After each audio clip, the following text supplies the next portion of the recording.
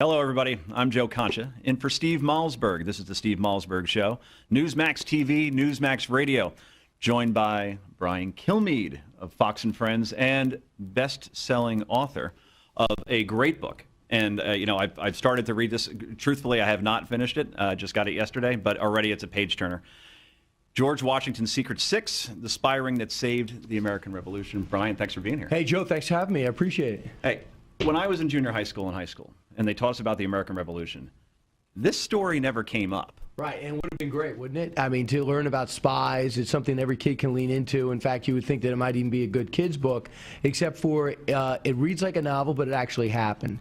I mean, you have tavern owners and bartenders and farmers and dry goods owners and longshoremen, all who kept their jobs during the war because commerce had to continue, but what they were really doing with all their free time was spying for George Washington. Amazing. And you're from Long Island. Yeah. Grew up there. And a lot of this takes place using the Long Island Sound to get messages out of New York and up to Washington and Connecticut. Tell us a little bit more about that. What it is really, and we did, is I actually went to those places. And on foxandfriends.com, you can see George Washington's Secret Six, The Trail. I just went through and showed you where everything is. Essentially, think out east. Think of the Hamptons if you're watching around the country, and everybody goes to the Hamptons. Well, a little bit west of the Hamptons is Setauket. Now, Setauket is an area which was the British had infiltrated, but they were very hard, very tough people, and they were not happy with the British role. They played it as thugs. They were extremely tough with what they thought were the colonies. They were uprising. They wanted to crush them right away. Was hanged, wasn't he? Yeah, Nathan Hale came over from Connecticut. So you had Setauket was one area, and then the other area was Oyster Bay, which is 20 miles from Manhattan, and the other area is where we are right now. Is Manhattan. You got Greenwich Street with the dry goods owner shop, Rivington Street, which is actually Rivington Street, which is James Rivington. He actually had a print shop there. And you had the Long Island Sound. I mean, and just picture a circle as they go on 55 miles from Setauket to Manhattan. Pick up a note. 55 miles back, and then they would give it to a longshoreman. And with 6 other guys, they would row across 26 miles across the Long Island Sound. And with them, in their sock, in their body, somewhere hidden, was a note that Washington had to have. And how would he be able to read it? He had sympathetic stain, that's what they called it, and was written in invisible ink. And it would bring that whole letter to life. That's amazing. The best picture last year, the movie that won Best Picture was Argo, right? And Ben Affleck brought this to life. And I see a lot of parallels, believe it or not, between Argo, which was about the hostages in Iran, and 6 Americans that actually had to hide out of the Canadian minister's house because they were able to get out of the embassy before the Iranians knew that they were missing at first. And this was a story no one had really ever heard of before because they held it until the late 90s. Yeah. And then when it got out, it never really got the publicity it should have until Affleck made a movie about it. Now, same thing here, right? This is something that no one ever heard about before. In fact, it wasn't until the 1930s until we heard anything about this spy ring. Yeah, it's absolutely true. And like Argo, yeah, Jimmy Carter, everybody knows. You know about the role of the Canadian embassy and getting the hostages out, people know. But what happened is within there is where the real drama took place. You know George Washington, you know Alexander Hamilton, you know Benedict Arnold, you know Nathan Hale. Well, within those big stars come the real drama of the story. And it's a story that any mess up, any slip up, and you die. And Nathan Hale is an example of that. He was a spy, well-meaning, but a better soldier than spy, no experience, didn't even know the land, had no real legitimate cover story except for wanted to be a teacher, and he's coming to teach the Dutch English in the area. So he goes to do that. Well, his story didn't hold up. He lets it slip to somebody he thinks is sympathetic to him. Next thing you know, he's at 66 and 3rd hanging from a branch. He was hanged. So looming in their head while they're doing all this was, if we mess up, I'm dead and my family's dead. Fox is probably known as one of the most pro-military cable news outlet out there. I mean, everybody is, of course. But right. You feature military servicemen more than any other cable network. Right. And it seems like they're just so, the impression that I get of the military in general, just anybody who's in Army, Navy, Air Force, Marines, Navy SEALs, they never want any credit for anything.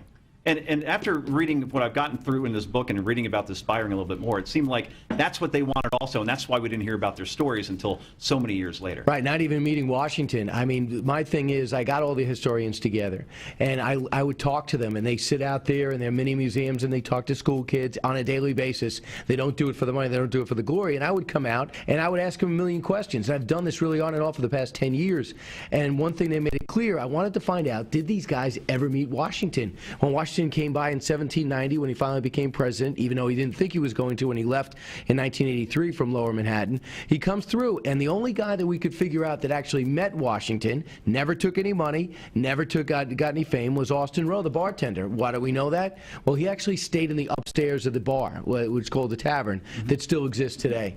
There was Abraham Woodhull. He came within 3 miles of him and his location, so logic would tell you, because the Woodhulls were a pretty famous family on Long Island back then, pretty prominent, that they did meet. But besides that, Caleb Brewster, they had a relationship because we found a letter. He's a longshoreman. We found a letter saying, hey, General Washington, I had a musket ball in my neck. I couldn't work for 2 years. They promised me benefits, the same problems we have today. Could I get some Revolutionary War benefits, essentially? So we knew they had some type of relationship. But Robert Townsend, James Rivington, and 355, who was the woman who we think lost her life before the war ended, we didn't see it there. Robert Townsend, the best spy, the most accomplished spy, according to Washington's own words, he clearly had mixed emotions about it because this whole being duplicitous. If you're duplicitous and you're a spy, even if it's for the right reasons back then, maybe it's not looked at in the best light. Amazing. And George Washington, you're a sports guy. It probably could have played basketball if the sport existed then. Kind of a tall, lanky guy. How did he never get shot? I mean, he was always in the front lines. He didn't lay back and let everybody. He was in the thick of it, and yet he avoided getting shot. It's remarkable. And you know the thing is too, dates back to the French Indian War. They said that the Indians were targeting him because he was a colonel then, and he was a real nemesis to him, and they didn't think he could hit him. And I found the 77-page biography of a guy that was by his side the entire war, and they said when the fighting started, he didn't flinch, he didn't budge, he didn't move. He just had a thought process that said, "I'm not going to get hit." And he's had horses blown out from underneath him, and he's gotten up, dusted off, and got back up. You know, that's part of the majesty of Washington. You know, he was a megastar even at that time. Let's transition over to our current president, who has had better weeks, right? How do you see worst week ever, by far? Oh, easily, yes. We're definitely seeing the low of his presidency, and polls definitely reflect that. Where do you see this big picture going? In other words, it's 2014. My contention is that there's no way Democrats could win back the House. I never thought they could anyway because there weren't a lot of swing districts. And if you listen to Nate Silver, who's like Nostradamus, he said it probably wasn't going to happen anyway. But now with Obamacare being such an albatross around a lot of Democrats out there, and you can't run on it, right? I don't see how that happens. You got to run from it. You got to run from it, exactly. So are we seeing basically the beginning of the lame duck status of the Obama presidency? Well, if he does lose the Senate, it is lame duck status, number one. Number two, I saw something in that press conference I never thought I'd see. Here's a guy without a political base to lean on because he's all abandoned him. Here's a guy who had the force to say, essentially, what I was telling you for the past 3 years was not true.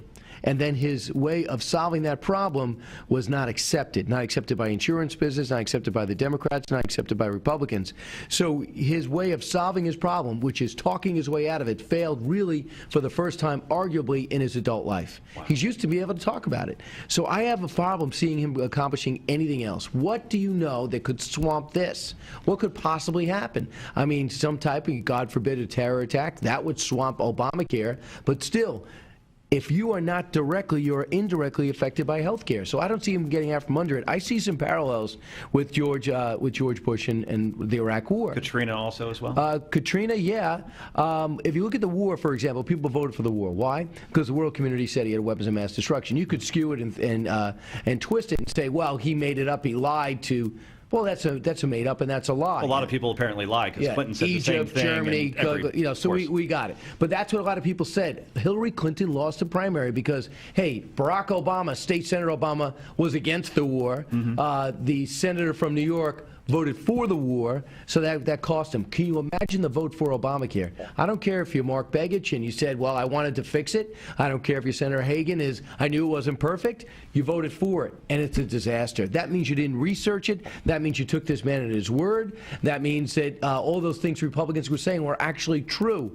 Even the delay, if you deliberated on the delay like Joe Manchin, you'd have more of a leg to stand on. I don't see how those senators in a blue state, without flat out divorcing themselves from the president, keep that position. You mentioned Hillary before, and there is a parallel here, right? Because she had to run away from her Iraq vote. Yeah. Now, how does she run away from Obamacare? She could say, well, I was the Secretary of State, it doesn't matter. But remember, in 1993, she was tapped to write Bill Clinton's health care initiative, universal health care. It basically got laughed out of the room. So it's not like she isn't for universal health care, government-run health care. Will this be a game changer in 2016 where people can say, you know what, Hillary's just going to extend what President Obama tried to start with bigger government and programs like this? You know what's intriguing about both our jobs is that I don't know.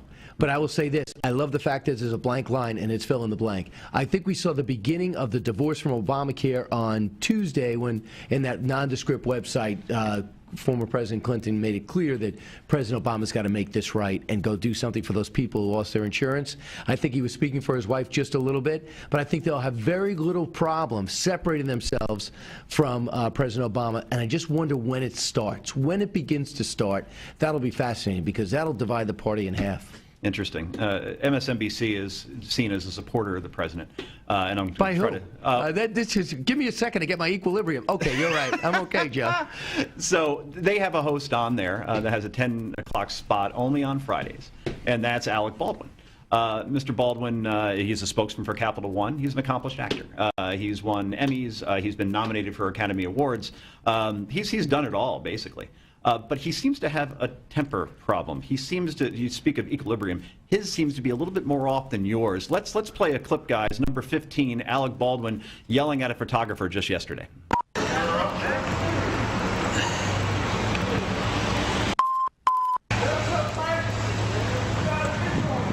Well, it's a good thing we put asterisks over those two words because I'm sure no one can figure out what that is. Yeah, I'm not really good at Wheel of Fortune either, so I'm struggling. And this is the day, 2 days prior, where he yelled, you know, I hope you choke to death to another photographer. And then what went wrong in your life that you actually have to be a photographer? If Brian Kilmeade said this. It's over. It's over. And Joe, you too. I don't know anybody. Look at what happened to Kramer from Seinfeld. He had one meltdown on a stage as bad as it was. Michael Richards has not been back. This guy had it up 3 months ago. He had racial epithets, called a guy who is African-American, a former cop, called him a crack addict. Are you sure you don't have to confuse with Paula Deen because she lost her career as well? Great example. Get it. That's amazing. It's amazing also. I have a Capital One card, by the way. And what's that? And what's in your wallet? Are you going to cut that up, Joe? No, I actually, my life depends on it. But I wonder if you say cut up, I wonder if Capital One is going to cut off Alec Baldwin finally. How much longer can you endure this sort of bad PR? If you're Phil Griffin, the president of MSNBC, how could you continue to put him on? If you're Rachel Maddow, how are you not speaking out if you're such an advocate of gay rights? I don't understand how he keeps getting a free pass. And Joe, by the way, I know you're wrapping up, but if he knows all this is at stake and he's still going off, he's clearly got a problem, a mental, emotional problem. I mean, for him to know that people are watching, they're rolling. He's just coming off a trial in which he claimed not to have sexual relations with that woman, his stalker, who goes to prison. Can you leave New York? Can you not be in public for a while? Who's his publicist, manager / agent? You say leave New York. What's coming to New York? We got to end on a sports question because we're both sports guys at heart. Yeah. Who is in the Super Bowl this year at the Meadowlands over in New Jersey? Who wins? 25 seconds. I would say the Denver Broncos will be from the AFC. I cannot figure out right now from the NFC, but I will tell you one thing. Peyton Manning will be there. And I think the people broadcasting that particular Super Bowl